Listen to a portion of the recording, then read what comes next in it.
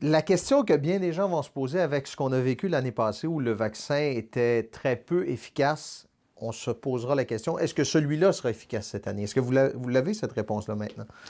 Bien, on n'a pas la réponse en date d'aujourd'hui. Effectivement, le vaccin pour la grippe a été moins efficace l'année dernière, de l'ordre de 8 mais il faut bien comprendre que c'est une situation qui est rare, qui n'a jamais été vue dans les 10 dernières années. Je pense que c'est important pour les gens de comprendre qu'est-ce qui s'est passé. Tout d'abord, il faut bien comprendre qu'il y a plus d'une souche de grippe qui circule dans la population. Puis, pour bien protéger les gens, on met 3 souches de grippe dans le vaccin. Puis, entre le moment où l'Organisation mondiale de la santé décide des souches de grippe à mettre dans le vaccin et le moment où il est disponible, il y a un délai d'environ 6 mois. Puis l'an passé, pendant ce délai-là, il y a eu un changement ou une mutation dans un des virus. Puis, ça fait en sorte que le vaccin était inefficace contre cette souche-là. Par contre, le vaccin est efficace contre d'autres souches de virus, comme la souche de type B. Mais ce qui est malheureux, c'est que la souche qui a circulé davantage, c'était celle pour laquelle le vaccin était En début de inefficace. saison particulièrement. Exactement. En début de saison, c'est la souche le AH3N2 qui nous a posé problème.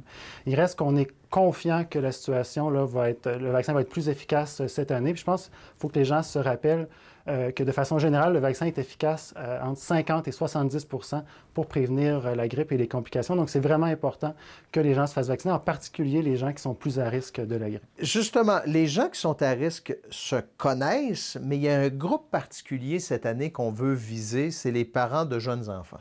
Oui, bien, de façon particulière, j'invite les jeunes familles à se présenter pour la vaccination. Tous les enfants de moins de 2 ans sont beaucoup plus à risque de faire des complications de la grippe.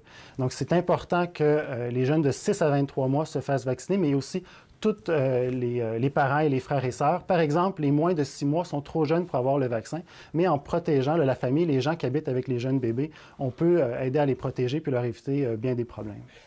Il y a toujours une espèce d'appréhension, c'est-à-dire que les gens veulent savoir est-ce que ça se passera rondement.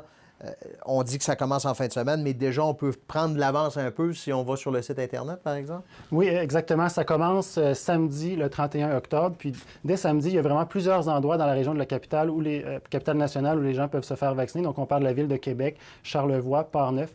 Et la majorité des endroits, c'est de la vaccination sans rendez-vous. On peut accueillir beaucoup de gens. On peut vacciner plus de 300 personnes à l'heure dans un site de vaccination.